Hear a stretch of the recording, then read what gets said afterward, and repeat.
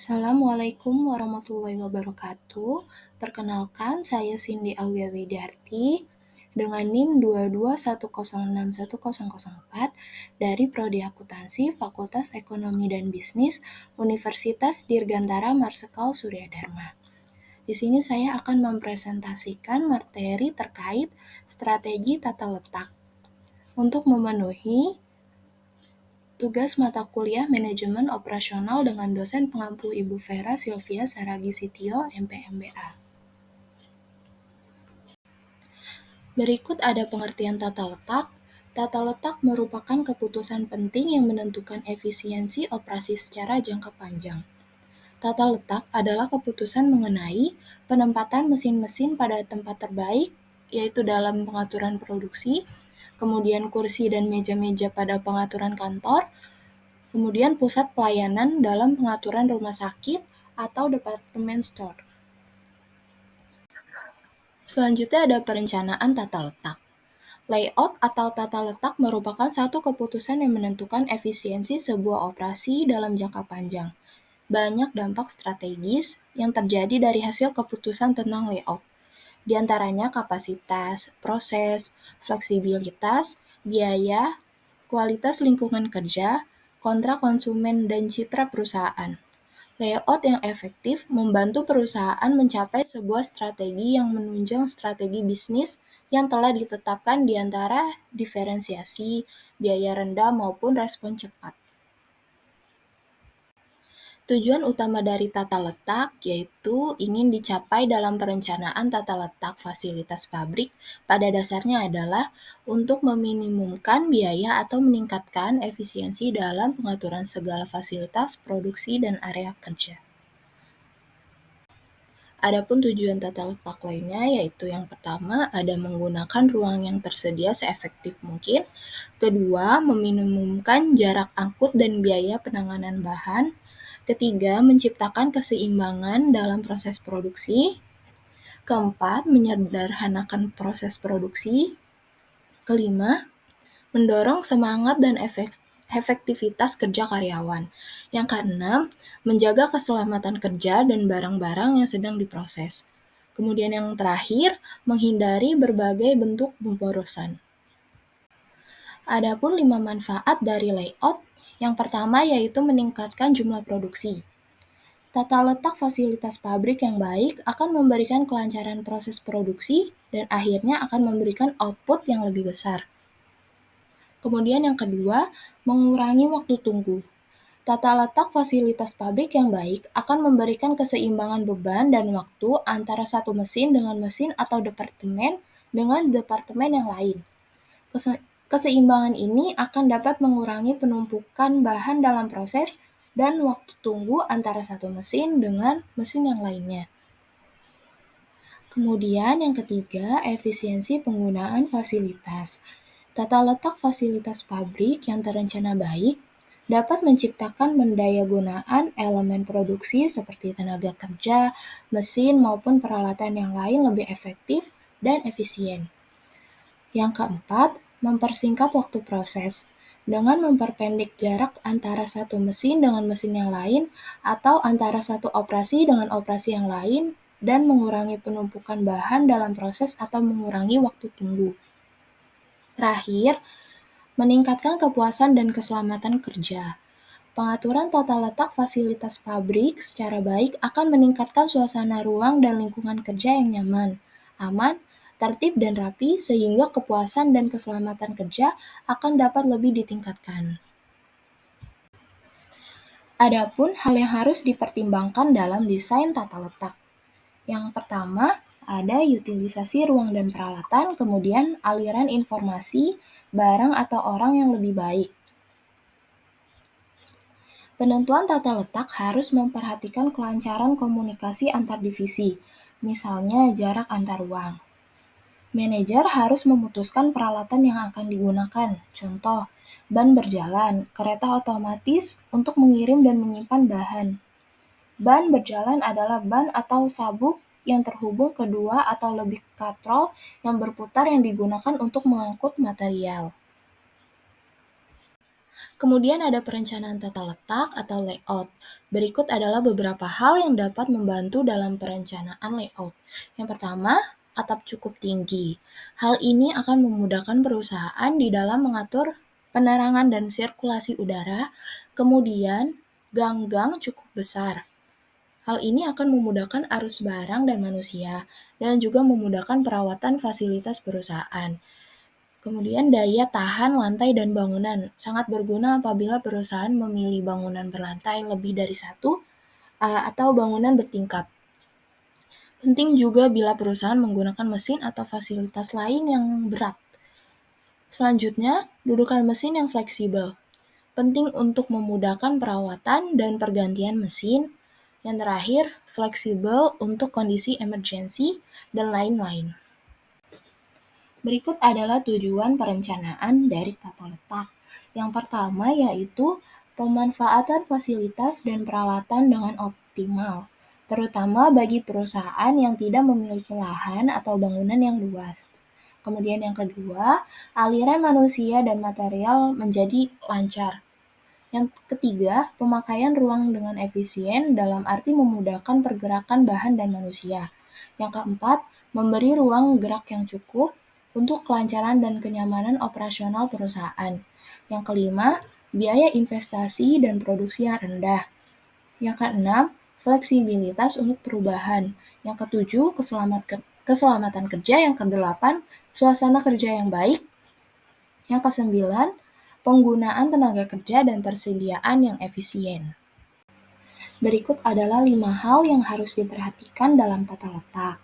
Yang pertama, yaitu peralatan penanganan bahan. Manajer harus memutuskan peralatan yang akan digunakan, seperti ban berjalan, cranes, automated storage and retrieval system, juga kerja otomatis untuk mengirim dan menyimpan bahan. Kemudian, yang kedua, kapasitas dan persyaratan luas ruang. Desain tata letak dan penyediaan ruang hanya dapat dilakukan saat persyaratan jumlah pekerja, mesin, dan perakitan diketahui. Seperti persyaratan ruangan persegi 4 minimal berukuran 6 x 6 kaki, ditambah toilet, kantin, tangga, lift, juga pencegahan masalah keamanan, kebisingan, debu, temperatur, dan ruangan peralatan dan mesin. Yang ketiga, lingkungan hidup dan estetika. Penentuan tata letak juga membutuhkan keputusan mengenai jendela, penghijauan, dan tinggi atap untuk menyediakan aliran udara, mengurangi kebisingan, dan menyediakan keleluasan pribadi. Yang keempat, aliran informasi. Penentuan tata letak harus memperhatikan kelancaran komunikasi antar divisi, misalnya jarak antar ruang, pembatas tengah badan, atau ruang kantor terpisah. Kemudian yang terakhir, biaya pergerakan antar wilayah kerja. Pertimbangkan hal-hal yang berkaitan dengan pemindahan bahan dan kepentingan beberapa wilayah tertentu untuk didekatkan satu sama lain. Berikut merupakan jenis-jenis tata letak, yaitu dalam merencanakan tata letak, perusahaan dapat memilih beberapa tipe tata letak seperti berikut ini. Tentunya dengan tidak mengesampingkan tipe dan karakteristik aktivitas dan operasional perusahaan masing-masing. Dengan kata lain, tipe tata letak yang cocok dan tetap bagi perusahaan belum tentu cocok dan tepat bagi perusahaan lainnya. Kemudian yaitu ada tata letak kantor, merupakan cara mengelompokkan pekerja, perlengkapan pekerja, dan ruang dengan mempertimbangkan kenyamanan, keamanan, dan pergerakan informasi. Hal yang membedakan antara layout kantor dan pabrik adalah pada kepentingan informasi. Tata letak dan fungsi kantor terus berubah akibat perubahan teknologi.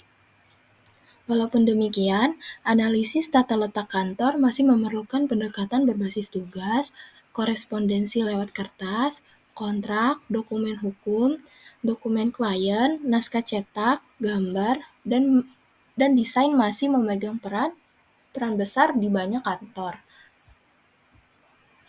Cara penyelesaian layout kantor adalah dengan menggunakan analisa diagram hubungan atau relationship chart. Diagram yang disiapkan untuk sebuah kantor desainer produk menyatakan kepala bidang pemasaran haruslah dekat dengan wilayah desainer, kurang dekat dengan sekretaris pusat, tidak dekat sama sekali dengan ruang fotokopi atau departemen keuangan. Pada tata letak toko eceran merupakan sebuah pendekatan yang berkaitan dengan aliran pengalokasian ruang dan merespon pada perilaku konsumen. Layout ini didasarkan pada ide bahwa penjualan dan keuntungan bervariasi kepada produk yang menarik perhatian konsumen. Sehingga banyak manajer retail mencoba untuk mempertontonkan produk kepada konsumen sebanyak mungkin. Kemudian ada tata letak gudang. Dalam tata letak gudang terdapat layout penerimaan dan layout pengiriman. Untuk layout penerimaan, yaitu untuk kelancaran proses penerimaan, maka beberapa fasilitas diperlukan departemen penerimaan, yaitu 1. Area yang cukup untuk penempatan angkutan. Kedua, dock door atau pintu dermaga sesuai dengan alat angkut yang keluar masuk pabrik.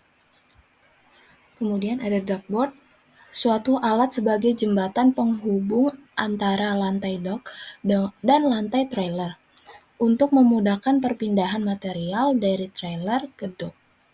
Yang keempat, area untuk palet atau peti kemas material produk. Yang kelima, area untuk penempatan produk sebelum dilakukan pengiriman. Yang keenam, suatu kantor untuk kegiatan administrasi. Yang terakhir, fasilitas lain yaitu area untuk gang, jalan masuk, dan sebagainya. Kemudian, tata letak gudang pada layout pengiriman, yaitu area pengiriman meliputi area untuk pengepakan atau packing, penimbangan, pelabelan, gang tempat parkir trailer, jalan masuk dan kantor, serta area istirahat untuk mengemudi trailer. Bila area pengiriman dan penerimaan satu lokasi, maka luas area yang digunakan sama ditambah area pengepakan dan aktivitas pengiriman barang lainnya. Berikut adalah gambaran tentang tata letak gudang, yaitu terdapat inbound atau masuk dan outbound atau keluar. Di dalamnya terdapat proses yaitu no delay, no storage, dan sistem in place for information atau exchange and product movement. Selanjutnya ada tata letak sel kerja. Ide sel kerja atau work cell adalah untuk mengatur ulang orang dan mesin yang biasanya tersebar pada departemen proses yang beragam dan sewaktu-waktu mengatur mereka dalam sebuah kelompok kecil, sehingga mereka dapat memusatkan perhatian dalam membuat satu produk atau sekumpulan produk yang saling berkaitan. Contohnya yaitu pada rumah sakit. Perhatikan pada A dan B bahwa sel kerja berbentuk U dapat mengurangi pergerakan bahan dan karyawan. Bentuk U juga dapat mengurangi kebutuhan ruang, meningkatkan komunikasi, mengurangi jumlah karyawan, dan mempermudah pemeriksaan. Pada gambar A, tata letak sekarang yaitu karyawan berada dalam daerah tertutup yang kecil. Tidak dapat meningkatkan kinerja tanpa penambahan karyawan ketiga. Kemudian tata letak ditingkatkan, karyawan terlatih dapat saling membantu. Dapat ditambahkan karyawan ketiga jika hasil kerja perlu ditingkatkan. Kemudian pada gambar B, tata letak sekarang. Lini lurus membuat sulit untuk menyeimbangkan tugas karena kerja tidak dibagi rata. Kemudian tata letak ditingkatkan dengan bentuk U, karyawan memiliki akses yang lebih baik. 4 karyawan terlatih berkurang menjadi 3 saja. Kemudian ada tata letak proses atau tata letak fungsional. Penyusunan tata letak di mana alat yang sejenis atau memiliki fungsi yang sama ditempatkan pada bagian yang sama pada contoh.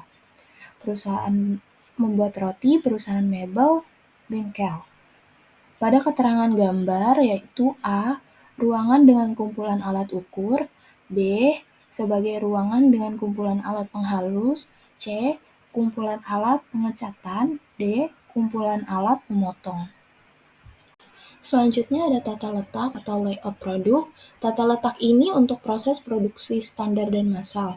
Contoh perusahaan yang menggunakan tata letak produk ini adalah perusahaan mie instan, perusahaan pemintalan, perusahaan surat kabar, perusahaan semen, perusahaan minuman, dan lain-lain.